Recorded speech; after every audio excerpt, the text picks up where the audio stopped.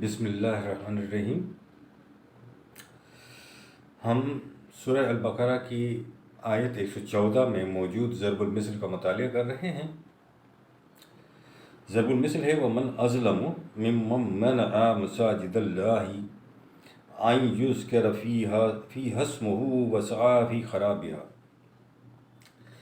اس ضرب المثل میں موجود اظلمو کا مطالعہ ہم کر چکے ہیں، جس کا مدہ تھا ضاد لام میم، یعنی زیادہ ظالم۔ آج ہم اس ضرب المثل میں موجود ایک دوسرا مفرد اس کا مطالعہ کریں گے، وہ ہے منع۔ منع کا مادہ ہے میم نون عین، اس کا اردو معنی ہے روکے، روکنا، روک، حائل ہو جانا۔ تو آج ہم منع یعنی میم نون عین روکے یا رکنا، حائل کر دینا، حائل ہو جانا، اس کا مطالعہ کریں گے۔ 2/114 آیت ہے۔ اس سے بڑھ کر زیادتی کرنے والا کون ہے؟ یہ اس کا ترجمہ ہے، جو لوگوں کو اس سے روکتا ہے کہ وہ مسجد میں اللہ کا نام لیں۔ لوگوں کو اس سے روکتا ہے، یہ ہے منع۔ اس میں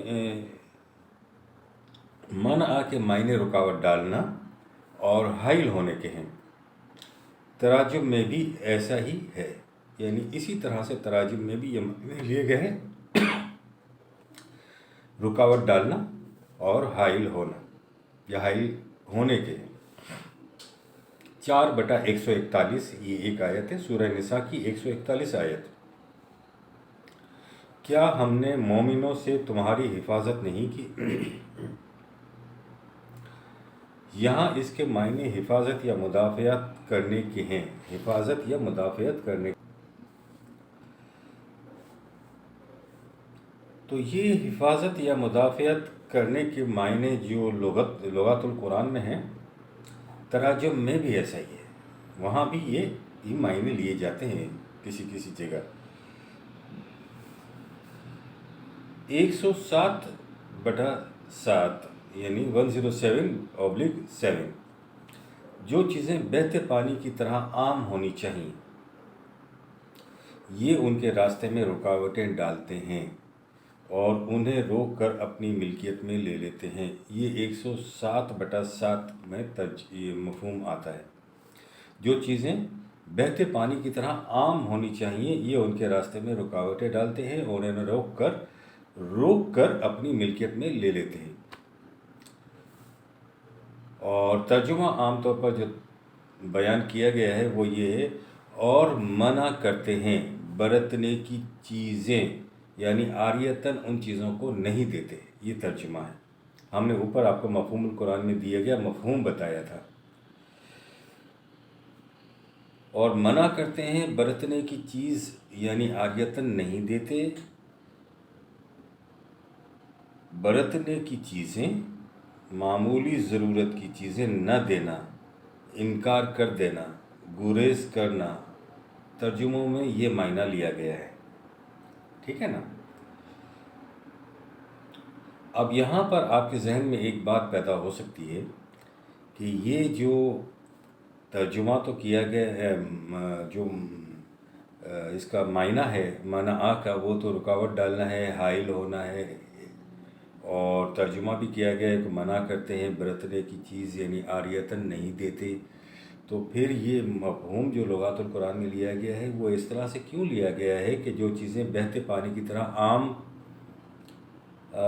ہونی چاہیے، یہ ان کے راستے میں رکاوٹیں ڈالتے ہیں اور انہیں روک کر اپنی ملکیت میں لے لیتے ہیں۔ تو یہ لفظ ملکیت کا بھی استعمال ہے اور پھر بہتے پانی کا بھی ذکر ہے، تو پھر یہ کیوں ہے؟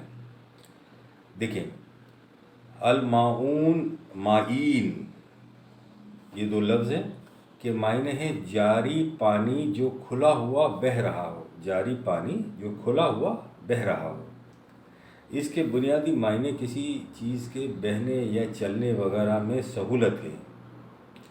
اس کے بنیادی معنی کسی چیز کے بہنے یا چلنے وغیرہ میں سہولت کے ہیں، یعنی آسانی سے کسی کام کا ہو جانا۔ خدا کی طرف سے جو چیزیں منفعت عامہ کے لیے ملی ہیں، جس سے نشو و نما ہوتی ہے، ان چیزوں کو بہتے پانی کی طرح ہونا چاہیے۔ ٹھیک ہے. تو المعون معین کے معنی ہیں جاری پانی جو کھلا ہوا بہہ رہا ہو، یعنی لغت میں اس طرح کے معنی آئے ہیں. تو اس کے بنیادی معنی کسی چیز کے بہنے یا چلنے وغیرہ میں سہولت کے ہیں. یہ ضرور سہولت سے ایک چیز جو ہے بہے چلی جائے یا چلنے لگے. اور سب سے جو بنیادی چیز ہے وہ ہے کہ مفاد عامہ کے لیے جو ملی ہوئی چیزیں اللہ تعالیٰ کی طرف سے ہیں، جس سے نشو و نما انسان کی ہوتی ہے، ان چیزوں کو تو کم از کم بہتے پانی کی طرح ہونا چاہیے. 107/7 میں لغات، یہ ابھی آیت یہی پڑھ رہے ہیں ہم، لغات القرآن میں مفہوم کے اندر یہ بھی نظر آتا ہے کہ یہ ہے ایسی چیزوں کو روک کر اپنی ملکیت میں لے لیتے ہیں. یہ ہم نے پڑھا تھا نا ابھی کہ روک لیتے ہیں اور روکنے کے بعد اپنی ملکیت میں لے لیتے ہیں. یہاں لفظ ملکیت سے الجھن پیدا ہوتی ہے کہ بھئی ملکیت میں لے لینے کا تو ذکر نہیں ہے اس آیت میں، تو اس کا پھر مفہوم یہ کیوں لیا گیا ہے؟ اس سے ملکیت کا کون سا لفظ استعمال ہوا ہے؟ بات یہ ہے کہ ایسی چیزیں جو انتفاع یعنی فائدے کے لیے ہوں اور انہیں کوئی روک لے، اس کا مطلب ہے وہ خود کو ان اشیاء کا مالک سمجھ رہا ہے. روکتا تو وہی ہے نا جو مالک سمجھے اپنے آپ کو یا مالک ہو. جو اشیاء منفعت عامہ کے لیے ہیں، یعنی سب کے لیے ہیں، نشو و نما کے لیے ہیں، ان کے بغیر نشو و نما نہیں ہو سکتی، بہت ضروری ہے، وہ ملکیت میں نہیں رکھی جا سکتی. دوسروں کو اس سے روکنے کا عمل آپ کی ملکیت کا ثبوت ہے. یعنی وہ آپ روک رہے ہیں، یہ اس بات کا ثبوت ہے کہ آپ مالک ہیں، آپ کی ملکیت میں ہیں، آپ مالک بن گئے ہیں، تبھی تو دوسروں کو اس سے فائدہ اٹھانے سے روک رہے ہیں.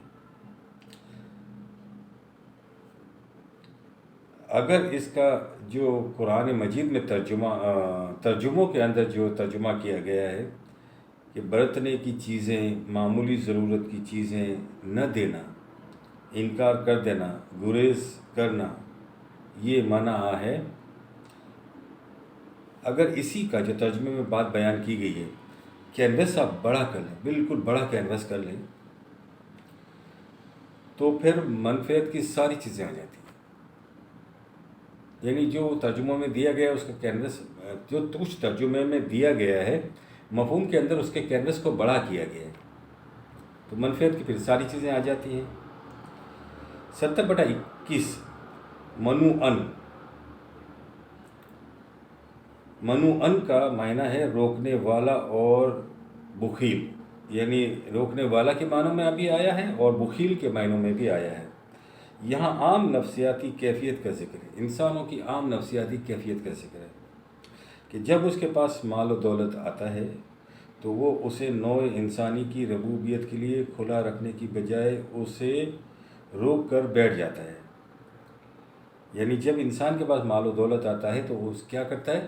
وہ روک کر جو انسانی ربوبیت کے لیے جو ہے کھلا رہنا چاہیے جن چیزوں کو، انہیں روک کر رکھ لیتا ہے، بخیل. تراجم میں آپ پڑھیں گے تو وہ اسی طرح سے آتا ہے کہ روک لینے کے معنوں میں کہ اپنے مال و دولت جو اسے دیا گیا ہے اسے روک لیتا ہے.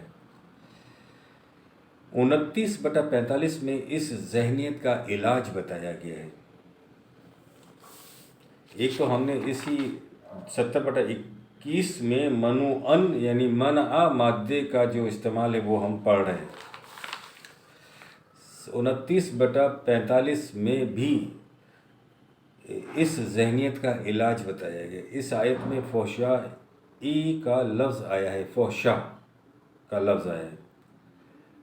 فحشا کے لفظ کا ترجمہ بے حیائی تراجم میں کیا جاتا ہے. در حقیقت اس کا معنی بخل ہے. اس بخل والی ذہنیت کا علاج صلاۃ میں ہے. 50/25 آیت نمبر دیکھیں گے تو اس میں ہے منع للخیر آتا ہے. بہت روکتا ہے نیکی سے، ترجمے میں مال میں بخل کرنے والوں کے لیے آتا ہے۔ ایسا تو آدمی بخیل ہوتا ہے، وہ روکتا ہے نیکی سے۔ تو ترجموں میں بھی فحشا کو تو خیر لیا گیا ہے، بے حیائی، لیکن کہیں کہیں اس کے ملتی جلتی آیتوں میں بخل سامنے آ جاتا ہے۔ تو بخل کی جو ذہنیت ہے اس کا تدارک کے لیے صلاۃ کا لفظ آتا ہے کہ وہ صلاۃ سے جو ہے وہ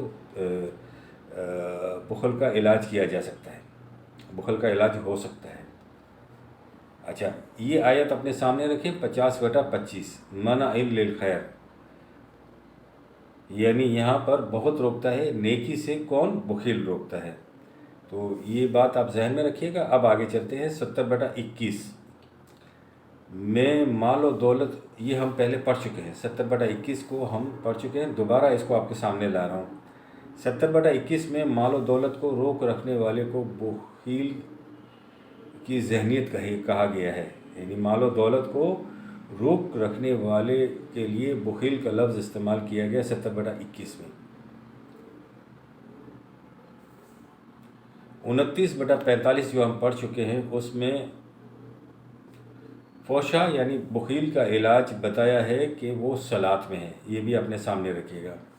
اور 50/25 جو ابھی منع للخیر پڑھا ہم نے، اس میں پھر اس بخل کی ذہنیت کا تذکرہ ہو رہا ہے۔ یعنی 70/21 میں مال و دولت کو روک رکھنے والے کے لیے بخیل کا لفظ استعمال ہوا، 29/45 میں فحشا یعنی بخیل کا علاج بتلایا گیا، اور 50/25 میں اس بخل کی ذہنیت کا ذکر ہے۔ ان تینوں آیت میں اس منع مادے کا استعمال ہوا ہے۔ ان تینوں آیت کو سامنے رکھیں تو صلاۃ کا معنی صرف نماز نہیں ہو سکتا، نماز سے تو بخل کا علاج نہیں ہو سکتا، جبکہ ترجمے میں صرف نماز لیا گیا ہے۔ تو صلاۃ کا معنی صرف نماز ہی کر دینا یہ مناسب نہیں ہے۔ قرآن مجید کی انہی، ویسے تو بہت ساری آیتوں سے پتہ چلتا ہے، لیکن ان آیات سے بھی پتہ چلتا ہے۔ 2/35 اور 20/118 ان دونوں آیات کا مفہوم یہ ہے کہ سامان خورد و نوش بڑی کثرت سے ہوگا اور کوئی اس کے راستے میں رکاوٹ نہیں ڈالے گا۔ یہاں پر ان آیت میں رغدن کا لفظ استعمال ہوا ہے، یعنی بغیر روک ٹوک۔ تراجم میں بھی ان آیات کے یہی معنی لیے گئے ہیں کہ اسے کوئی بھی روک کر نہیں رکھے گا، یعنی اصل بات یہی ہو رہی ہے کہ نہ روکنے کی، جو منفعت عامہ کے لیے ہے، نشو و نما کے لیے ہے، اسے نہ روکا جائے۔ 107/7 اور 17/20 میں محظوراً، جس کے معنی ہیں روکی ہوئی۔ 41/10 اس میں ہے کہ وہ سب کی پرورش کے لیے عام ہوگا۔ ترجمے میں بھی یہی ہے کہ سامان معیشت تمام طلبگاروں کے لیے یکساں ہے۔ تو آج ہم نے معنی کا معنی پڑھا۔ بہت شکریہ، مہربانی۔ ربنا تقبل منا انک انت السمیع العلیم۔